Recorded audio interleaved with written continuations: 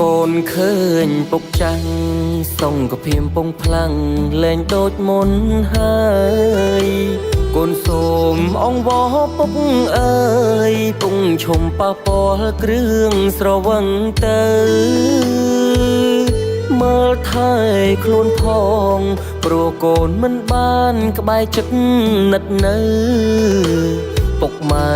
បានបែងចែកផ្លូវឆ្ងាយកូនឆ្ងាយចៅលែងជាគ្រួសារថ្ងៃពុកចេញទៅគង់ត្រូវមានគ្រួសារថ្មីមួយទៀត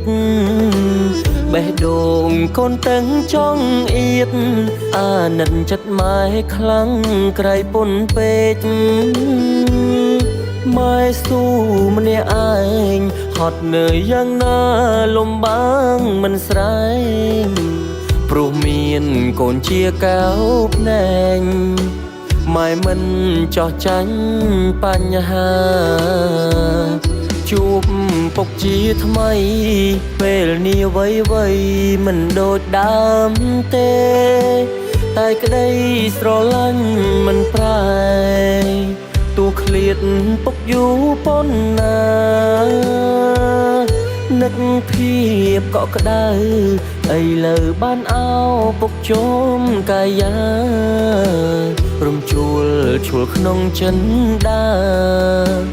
រហូតដល់ហូរទឹកភ្នែកច្រើនឆ្នាំមកនេះកូនអាចមានលំនិងមានជំហរអាចជួយគ្រួសារឲ្យល្អអាចមើលថែម៉ែបានធូរខ្លាំងហើយពុកនៅខាងនោះកូនក៏ចង់ឃើញពុកបានសុខស្បើយឈុំហូបស្រាទៅពុកអើយកូនបារម្ភសុខភាពពុក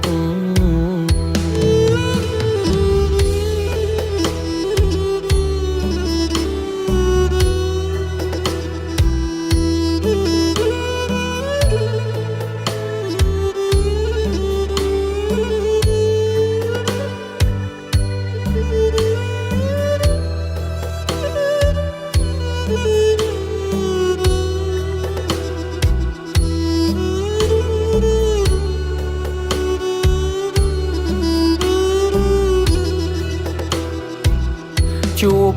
ពុកជាថ្មីពេលនេះវ័យមិនដូចដើមទេតែក្តីស្រឡាញ់មិនប្រែទោះឃ្លាតពុកយូរប៉ុណ្ណានឹកភាពកក់ក្ដៅឥឡូវបានអោពុកជុំកាយារំជួលឈួលក្នុងចិនដារហូតដល់ហូរទឹកភ្នែកច្រើនឆ្នាំមកនេះ